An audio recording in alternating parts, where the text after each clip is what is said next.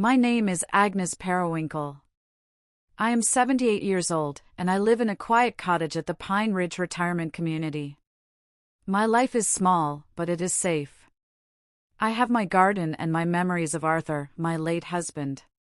He worked his whole life at the steel mill, and I was a school secretary. We saved every dime. We built this little nest egg, this pension, and this cottage so that I would be safe. So I would never have to be a burden. So I could live out my last years in peace. That peace was all I had left, and I guarded it fiercely. I have one daughter, Clara. I loved her more than my own life. But Clara married a man named Sterling. He was a man of big promises and empty pockets. He had a salesman's smile and a black hole where his conscience should be. He was a professional failure, always on the verge of a big break that cost a fortune and delivered nothing. Clara, blinded by what she called love, saw him as a dreamer. I saw him as a parasite, and he was slowly draining the life from my only child. The calls for money had been happening for years. Small at first. "Mom, we're just a little short." "Mom, Sterling's new idea just needs a tiny investment." I always gave in. How could I not? She was my daughter. But the day my world ended, the call was different. It was a Tuesday. I was watering my flowers when the phone rang. It was Clara, but her voice was not the sweet, pleading tone I knew. It was cold. It was hard. "Mom," she said, "no hello. You need to sit down." I sank onto my porch swing, my heart suddenly a cold stone in my chest. "What is it, Clara?" "It's Sterling. He's in trouble. Bad trouble." I could hear him pacing in the background.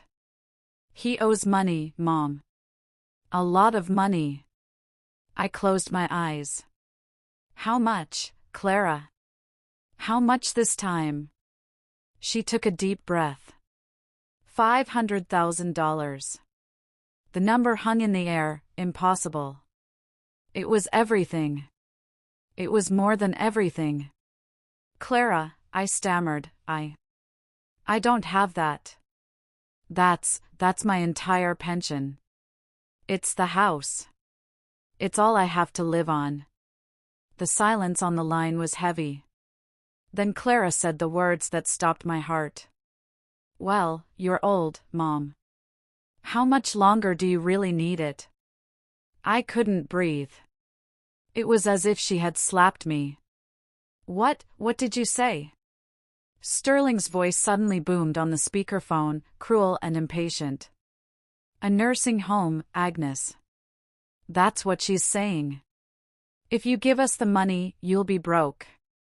You won't be able to live alone. We'll have to look into options." "Options?" I whispered, my voice trembling. "A state-run home," Clara said, her voice flat. "It's the only way.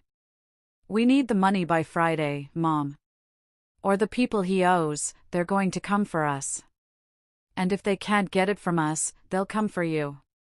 It wasn't a request. It was a threat. They were giving me a choice: give them my life savings and be thrown into a home, or what? They had already buried me. They were just waiting to cash the check. "Think about it," Clara said, and hung up. I sat on my porch, the scent of my flowers turning to ash. The love I had for my daughter, that burning, protective fire, suddenly went cold. For an hour, I just sat there. Frozen. A nursing home. A state-run home. A place where strangers would feed me, bathe me, and tie me to a chair until I died. My daughter, my Clara, had looked at my life, my 78 years of living, and decided it was a resource to be cashed in. She and her husband had decided I was worth more to them as a pauper than as a mother. They were going to strip me of my home, my dignity, and my last shred of independence, all to pay for the mistakes of a man I despised. The grief was a physical weight. It was the death of the daughter I thought I knew. I thought of Arthur. I thought of his hands, calloused and stained from the mill. He worked double shifts, his body aching, to make sure that pension was full. "This is for you, Aggie," he'd say. "So you'll never have to worry." He had given his life to protect me. And now, Clara was going to take that protection, that lifetime of hard work, and throw it into the fire to keep her worthless husband warm. The sorrow in my chest began to curdle. It turned into something hard, something cold. It turned into rage. I had survived the depression. I had survived wars. I had survived the death of my husband. I would not let my life end in a Medicaid bed, smelling of urine and despair. That night, I did not sleep. I walked through my cottage, my sanctuary. But it wasn't a sanctuary anymore. It was a target. If I stayed, they would come. They would bring lawyers. They would use my age against me. They would talk about cognitive decline and financial management. They would paint me as a confused old woman, and they would win. They had given me an ultimatum: be destroyed, or save myself. I chose to save myself. My mind, which had felt foggy with age and grief, suddenly became sharp as glass. I was no longer a victim. I was a survivor. I went to my desk and pulled out a locked box. Inside was a key and a passbook to a small bank account in my maiden name. I'd kept it secret, just a few $1,000s I'd saved for a rainy day. This was a flood. The key was to a place Arthur and I had bought 30 years ago, a tiny, one-room hunter's cabin deep in the mountains. No address. No phone. No neighbors. We had dreamed of fixing it up, but life got in the way. Now, it was my only escape. I began to make a plan. It was simple, and it was brutal. Clara wanted everything? She would get nothing. But she would think she was getting everything. I would disappear. Not as revenge. As survival. They wanted to erase me? I would erase myself first, on my own terms. I looked at a picture of Clara on my mantel, a smiling girl on her first bicycle. "You were my world," I whispered. "But I will not let you be the end of it." The next morning, the trembling old woman was gone. I was a woman on a mission. My first call was not to Clara. It was to Elias Thorne, Arthur's old friend and our lawyer for 40 years. Elias was 80, but his mind was a steel trap. He hated Sterling. "Elias," I said, my voice steady. "I need you. And I need you to be silent." I drove to his dusty office and told him everything. The $500,000. The threat of the nursing home. Elias listened, his fingers steepled. When I finished, he looked at me with sad, fierce eyes. "Agnes," he said, his voice like gravel, "Arthur made me promise. He worried this day would come. He said, protect Aggie from that leech, no matter what. He set up a contingency trust. Your name is on it, but Clara's is not. He gave me full power of attorney to act if you were ever compromised. I'd say this qualifies." A wave of love for my dead husband washed over me. Even now, he was protecting me. "What do we do?" I asked. "We liquidate," Elias said, "all business. We become a ghost. First, we sell this cottage. The market is hot. Pine Ridge has a waiting list.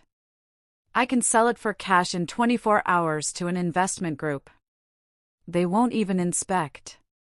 "My things?" I asked, my voice small. "Things are just things, Agnes. Your life is not. We will transfer every cent from your pension and savings into this new trust. By Friday, your name will not be attached to a single dollar." It was terrifying. It was perfect. "I want to leave them something," I said, a dark impulse rising. "I want them to walk in and find nothing." Elias nodded. The house. We'll leave the keys. Let them have the empty shell. We spent 4 hours signing papers. I sold my home. I emptied my accounts. I was systematically erasing Agnes Periwinkle. When I left, I was a woman with a suitcase, a key to a cabin, and a secret bank account. I was terrified, but I was free. That evening, I called Clara. I put a tremor in my voice. I played the part of the defeated old woman. Clara, I cried, you've won. I can't go to one of those places. I'll give you the money. I heard her sharp intake of breath, the barely hidden triumph. I knew you'd see reason, Mom, she said, her voice dripping with fake sympathy. Sterling and I will be over on Friday at noon. We'll help you with the bank paperwork. Yes, dear, I whispered. Friday at noon. I hung up. On my kitchen table, I placed a single manila envelope. Inside, I put an old, empty statement from my pension fund. I wrote a check from my now-closed checking account for $500. On the memo line, I wrote, "This is all that's left." I put the check and the statement in the envelope. On the front, I wrote one word, Clara. Thursday was my last day. I woke before dawn and watched the sunrise. It had never looked so beautiful or so final. I had one small suitcase. I packed 3 sets of clothes, my heart medication, a photo of Arthur, and my gardening gloves. I walked through my cottage one last time. I touched Arthur's armchair. I looked at the books I'd spent a lifetime collecting. These were the things Clara had valued more than my life. I felt no sadness. It was no longer my home. It was just a house. I made coffee and sat on my porch. I thought about the cabin. It would be cold. Lonely. No electricity, just a wood stove. No running water, just a pump. It would be a hard life, harder than anything I had known in decades. But it would be my life. I would rather be cold and free than warm and a prisoner. I was 78, but I was not weak. I placed the manila envelope in the center of the kitchen table. I put my house key on top of it. I walked out the front door and did not look back. Elias had arranged everything. His secretary had bought me a bus ticket with cash, leaving from a station 2 towns over. Elias himself picked me up at the end of my street at 5:30 a.m. I got into his car, my suitcase on my lap. "Are you sure, Agnes?" he asked. "It's a hard road." I looked straight ahead. "It's the only road I have left, Elias." He dropped me at the bus station. He pressed a thick envelope of cash into my hand. "From the sale of your car," he said. "The rest is in the trust. I'll make a deposit every month to a new account. I'll contact you in 1 month through general delivery at the post office near the cabin. Be safe, Aggie." I clutched the envelope. "Thank you, Elias." He just grunted, "Give 'em hell." I watched him drive away. Then Agnes Periwinkle, walked into the bus station and sat down to wait. I was invisible. Just another old woman. Nobody knew I was a refugee, fleeing my own family.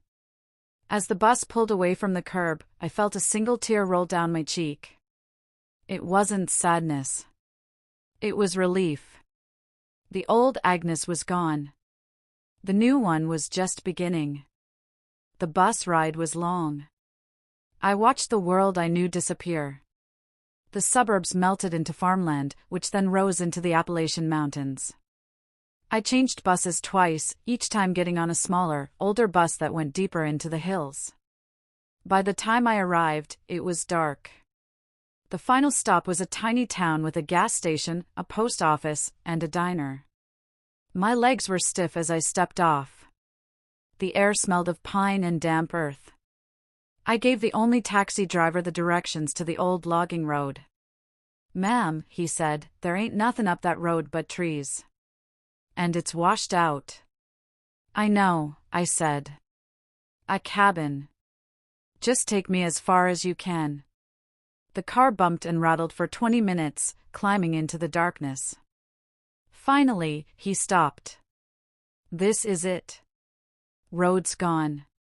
You sure you're all right?" I paid him well. "I'm sure." He helped me with my bag, his face full of worry, and drove away. I stood alone in the total darkness. The sound of crickets was deafening. I was a mile from the cabin. Slowly, painfully, I began to walk. I had to half carry, half drag my suitcase. My breath came in ragged gasps. I was cold, exhausted, and for a terrifying moment, I thought, what have I done? Then I saw it. A dark shape against the trees. The cabin.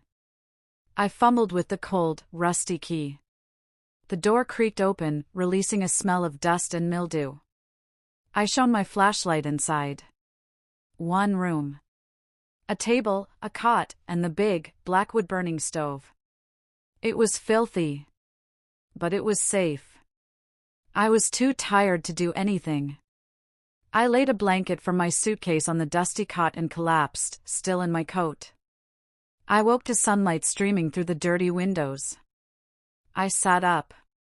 My back ached, and I was freezing. But I was alive. And I was free. My first task was water. I found the old well pump out back. It was rusty. I grabbed the handle and pumped.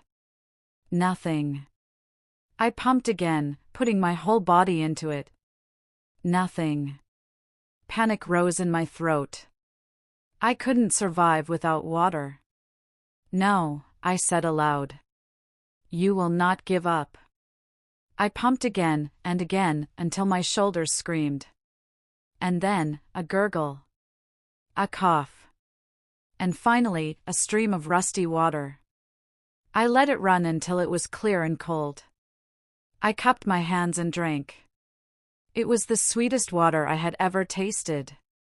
It was the taste of survival. I was a 78-year-old woman, alone on a mountain, and I had just found water. I could do this. Friday. 12 p.m.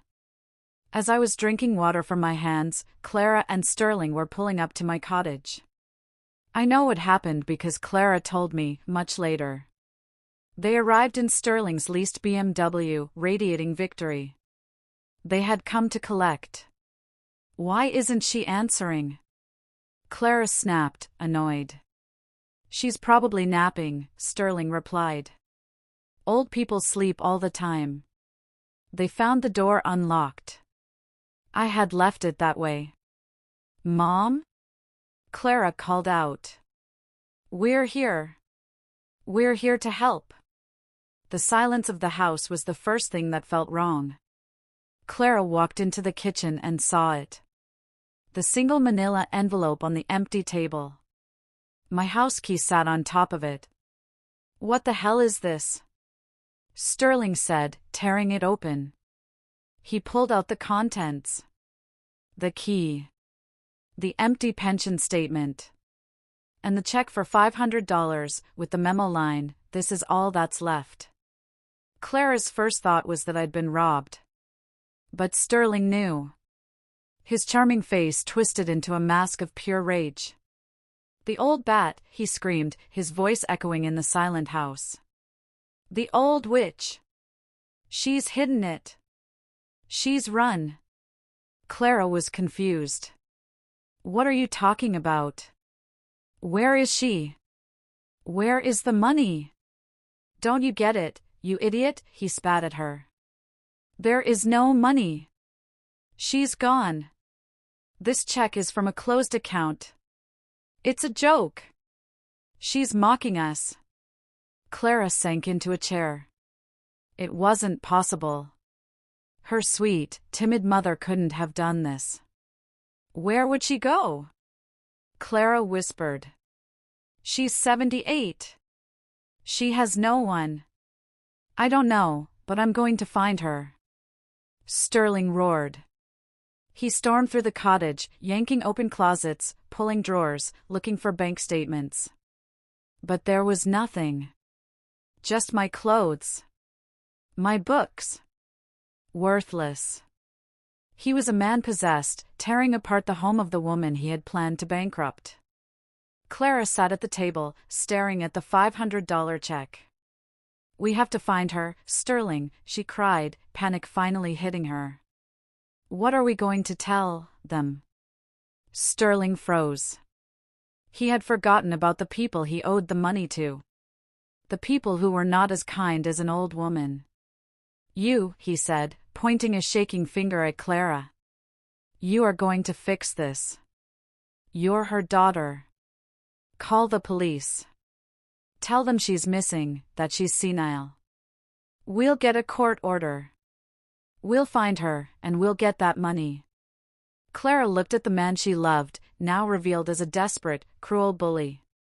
And for the first time, she was terrified not for him, but of him. The next few days were a blur of panic for Clara. They called the police, just as Sterling planned. My mother is missing, Clara cried. She's 78, she's frail, I think she's confused. A polite officer came, took a report, but there was no silver alert. I wasn't senile. I had left of my own free will. Ma'am, the officer told Clara, it just looks like your mother decided to take a trip. The real trouble started on Monday. 2 men in expensive suits showed up at their luxury apartment. They were not there to discuss options. They were there to collect. Mr. Thorne, one of them said, his voice quiet and deadly. Your payment was due on Friday. Our client is displeased. Sterling tried to charm them, blaming his confused mother-in-law. They were not charmed. You have 48 hours, the other man said, or we will begin seizing your assets. Your car. This apartment. Everything. They left. The walls closed in fast.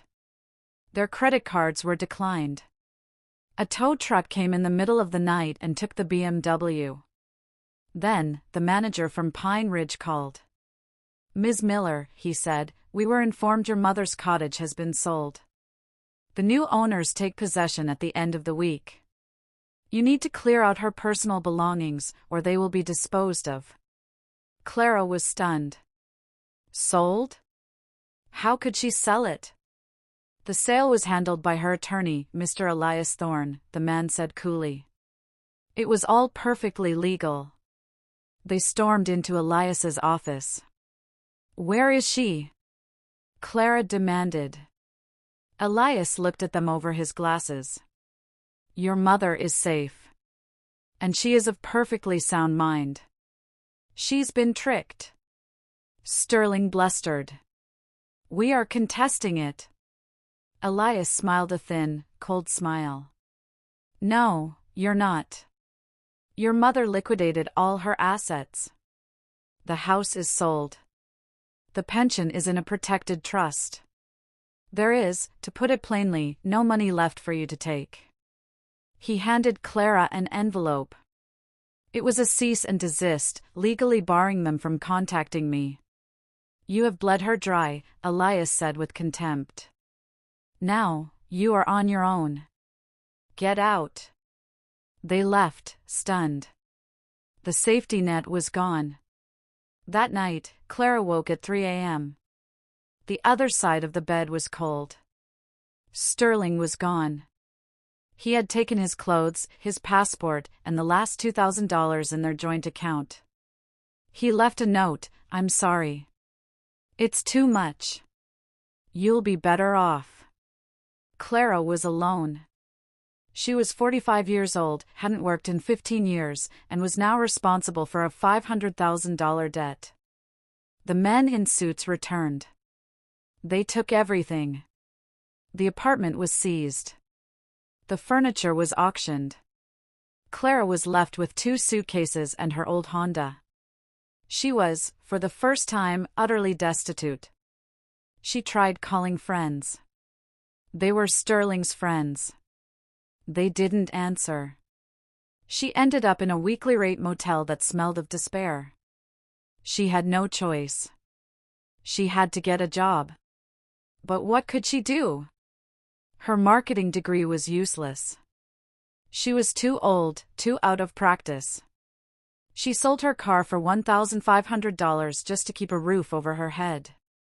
Finally, desperate, she saw a sign, now hiring, cleaning staff. All shifts. It was the Oakwood Meadows nursing home. The irony was so thick, it was choking. She walked in and was hired on the spot. Clara, who had worried about designer bags, was given a blue smock, rubber gloves, and a mop bucket. Her job was to clean the rooms, mop the floors, and empty the bedpans. She was working in the very place she had threatened to send me. She told me later she hid in a supply closet and cried for an hour. The smell of bleach and urine was overwhelming. The work was back-breaking. But the hardest part was the faces. In every elderly woman, she saw me. She saw the woman she had tried to throw away. She worked the night shift. It was quiet. There was one woman, Mildred, who had dementia and would wake up, calling for her daughter. Clara would go in and hold her hand. "It's okay, Mildred," she'd whisper. "You're safe." One night, Mildred gripped her hand. "You're a good girl," she whispered. "Your mother must be so proud of you." Clara had to run to the hallway, choking on a sob. What would I think of her? Scrubbing floors? She was ashamed. But as the weeks passed, something new began to grow. She was earning a paycheck. It was small, but it was hers. She was paying her own rent. The shame slowly began to chip away, replaced by a strange, new feeling. It was pride. I had found my own rhythm. The first month in the cabin was the hardest. I chopped wood, hauled water, and learned to cook on the stove. I was sore and lonely. But I was never afraid. I was the master of my own life. I walked to town once a week for supplies and to check the post office box Elias had set up. One day, a package arrived from him. Inside was a bank card, cash, and a letter. He told me Sterling had disappeared and Clara had lost everything. He ended with, "She is on her own, as you wanted." But I must ask, Agnes, is this justice, or is it vengeance? His question haunted me. I had wanted to save myself. I had never wanted to destroy my daughter. I sat by my fire that night, holding Arthur's photo. "What do I do, Arthur?" I whispered. Did I go too far? The silence of the mountains was my only answer. I spent the next few months in limbo, surviving, but also worrying. Then, 3 months after I disappeared, another letter arrived. The handwriting was Clara's. My hands trembled. I sat on a bench outside the post office and read. "Mom, I don't know if you'll ever get this. Elias just said he would pass it along. I'm not writing to ask for money. I just want you to know that I finally understand. I know what I did. It was monstrous. Sterling is gone. He left me with all of it. The apartment, the car, everything is gone. I deserved it. I have a job now. I'm a cleaner. At the Oakwood Meadows nursing home. I'm doing the job I was too good for, in the place I threatened to send you. And Mom, I see you everywhere. I see what I almost did to you. I see the woman I almost became. I'm not that person anymore. I'm tired. I'm poor. My hands are cracked and they smell like bleach. But I think I'm okay. I'm paying my own way. I'm not that greedy woman anymore. I don't know if you can ever forgive me. I wouldn't. But I had to tell you.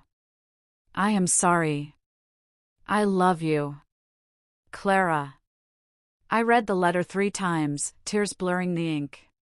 She wasn't blaming me. She wasn't making excuses. She was taking responsibility. I folded the letter. Elias had asked me to choose between justice and vengeance. But he'd been wrong. There was a third choice. It was time to go home. I didn't tell her I was coming. I packed my suitcase, cleaned the cabin, and left the key on the table. I took the bus back to Pennsylvania, but not to Pine Ridge. I went to the town where Oakwood Meadows was and got a room in a simple motel. I called Elias. "I'm here," I said. "Can you arrange it?" The next day, Elias called Clara at work. He told her there was an urgent matter and that she should meet him at the Crossroads Diner at 4 p.m. after her shift. Clara told me she was terrified. She thought it was more legal trouble, or worse, news that I was dead. She walked into the diner, her face pale, still in her blue cleaning smock, her hair in a messy bun. She looked thin and years older. I was sitting in a booth in the back. Elias was not there. It was just me. She stopped in the aisle. Her eyes met mine. Her hand flew to her mouth. "Mom," she whispered, as if I were a ghost. "Hello, Clara," I said. She slowly slid into the booth across from me. You're okay," she cried, tears welling up. "You're safe." "Yes," I said. "I am." "No thanks to you." The words were blunt. We had to start with the truth. "I know," she whispered, looking down at her rough, red hands on the table. The waitress came. I ordered coffee. We sat in silence. "I read your letter," I said finally. She nodded, tears streaming down her face. "I meant every word." "I know you did," I said. "That's why I'm here." I reached into my purse and pulled out an envelope. She flinched. "This isn't money," I said. "It's an application. For a community college. They have a nursing assistant program. It's 2 nights a week. You're good with people, Clara. You always were." She looked at the paper, confused. "But I can't. I have my job. I have no money." "I know," I said. "I've sold the cabin. I'm moving into a small apartment here in town. It has 2 bedrooms. One for me, and one for you. If you want it. You can keep your job at Oakwood, and I'll help with the tuition." She stared at me. "You're helping me? After everything I did?" I took a sip of my coffee. I looked at my daughter.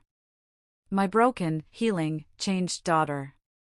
"I'm not giving you anything, Clara. I am investing in you.